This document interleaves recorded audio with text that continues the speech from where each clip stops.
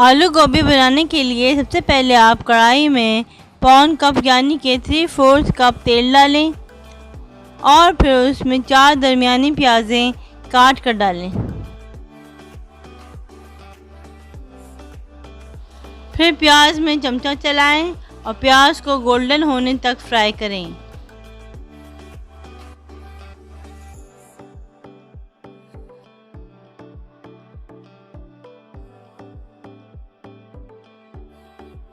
जब प्याज गोल्डन हो जाए तो 2.5 कप यानी कि 2.5 कप टमाटो प्यूरी डालें और चमचा चलाएं।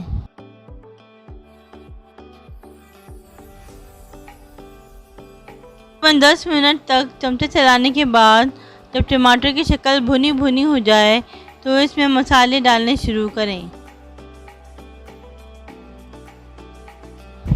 1 टेबल स्पून कुटी हुई मिर्च डालने के बाद 1 टीस्पून हल्दी डालें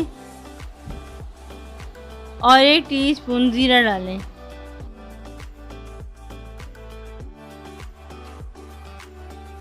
एक टेबल स्पून नमक डालने के बाद 1 टेबल स्पून लहसुन का पेस्ट डालें। फिर आप 1 टेबल स्पून पेपरिका पाउडर यानी कि लाल कश्मीरी मिर्च डालें और 5 मिनट तक के लिए चमचा चलाएं।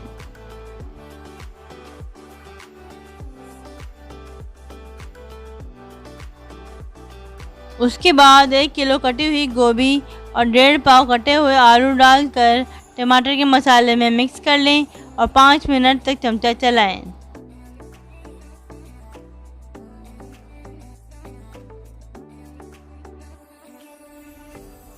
उसके बाद 4 कप पानी डालें और कढ़ाई को दरमियानी आंच यानी कि मीडियम लो फ्लेम पर ढक कर रख दें। जब 20 मिनट हो जाएं तो चेक कर लें कि अगर सब्ज़ी गल जाए तो इसमें भुना कुटा ज़ीरा 1 टेबल स्पून डाल लें, जो कि हमने पहले से ही डाल दिया है।